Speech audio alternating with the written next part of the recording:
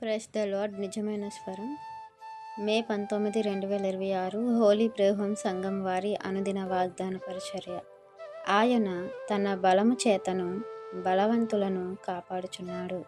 యోబు గ్రంథము 24వ అధ్యాయము 22వ వచనము.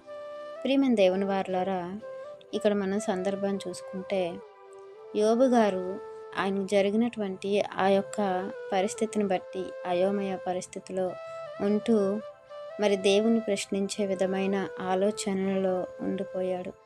తన స్నేహితులు మాట్లాడే మాటల వలన అతని యొక్క మనసు కాస్త కలవరపడినట్లుగా మనము ఇక్కడ చూస్తాము. ఎదుటివారి యొక్క మరి తప్పులను వేలెత్తి చూపించేటట్లుగా కూడా ఈ అధ్యాయం మనకు కనపడుతుంది.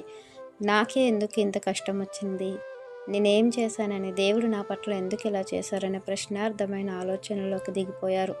అంతేకాదు, యోబు గారు ఎదుటివారు దుష్టులు బాగున్నారు కదా, మరి నాకెందుకు ఇలా జరిగింది అనేటట్లుగా మరి ఆలోచనలో పడుతూ ఈ మాటలు పలుకుతూ ఉంటాడు. కానీ దేవుడు ఏదైనా చేయగల సమర్థుడు. దేవుని ప్రశ్నించేంత గొప్ప ధనం ఎవరికీ లేదు. ఆయన్ని శోధించే అంత అర్హత ఎవరికీ లేదు. దేవుడు మన పక్షాన ఏదైనా చేయగలరు. మునుపు మాట్లాడిన యోబు, దేవుడు మన పక్షాన మేలైతే చెయ్యాలా, కీడు చేస్తే మనం అనుభవించకూడదా అనే ఆలోచన కలిగినటువంటి యోబు గారే ఈ అధ్యాయానికి వచ్చేసరికి దేవుని ప్రశ్నించేటట్లుగా ఆయన మాటలు ఉంటాయి. తన స్నేహితులతో మాట్లాడేటప్పుడు తన యొక్క కలవరాన్ని, తన యొక్క ఆందోళన, అయోమయ పరిస్థితుల్ని ఇక్కడ మనకు తెలియపరుస్తూ ఉంటారు. ప్రియమైన దేవుని వారులారా, దేవుడు అందరినీ చూస్తుంటారు. అందరి పట్ల ఆయన యొక్క కృప అనేది కుమ్మరింపబడుతుంది. కృపను పొందుకున్నవారు, కృపను గ్రహించిన వారు, దేవుని యొక్క ఔన్నత్యాన్ని, ఆయన యొక్క దైవత్వాన్ని తెలుసుకున్నవారు కృప వెంబడి కృపను పొందుకుంటూ ఉంటారు. యోబు గారు కృపను పొందుకున్నారు.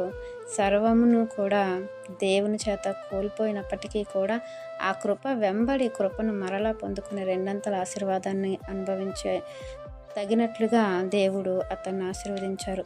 మన పట్ల దేవుడు అలాంటి ఉద్దేశాన్ని కలిగి ఉంటారు. ఏదైతే మనం కోల్పోతున్నామో, ఏదైతే మనం ఆశించింది దొరకట్లేదో, అది దేవుడు తగిన సమయానికి మనకు అనుగ్రహిస్తూ ఉంటారు. అయితే దాన్ని పొందుకోవడానికి మనం ఎలాంటి మనసును కలిగి ఉన్నాము, ఎలాంటి సిద్ధపాటును కలిగి ఉన్నాము, దేవుడి వైపు చూస్తున్నామా లేదా అనేది మనలో మనమే ప్రశ్నించుకోవాలి. ఇంకా మనం ఆలోచించినట్లయితే దేవుడు ఆయన బలము చేత బలవంతుల్ని కాపాడుతున్నారు.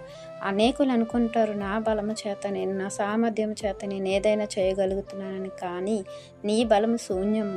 దేవుని చేత, దేవుని బలము చేత మనము కాపాడబడుతున్నాము అనేది మనం గ్రహించుకొని దేవుని బలిష్టమైన హస్తాల క్రింద ఎల్లప్పుడూ మనకు కాపుదల ఉంటుందని గ్రహించి దేవుని యొక్క శరణు జొచ్చే వరకు ఉండాలని వాక్యం మనందరి జీవితంలో దేవుడు ఫలింప చేయాలని ఆశిస్తున్నవారు దైవజనుడు బ్రదర్ నెహెమ్యా గారు. God bless you. ఆమేన్.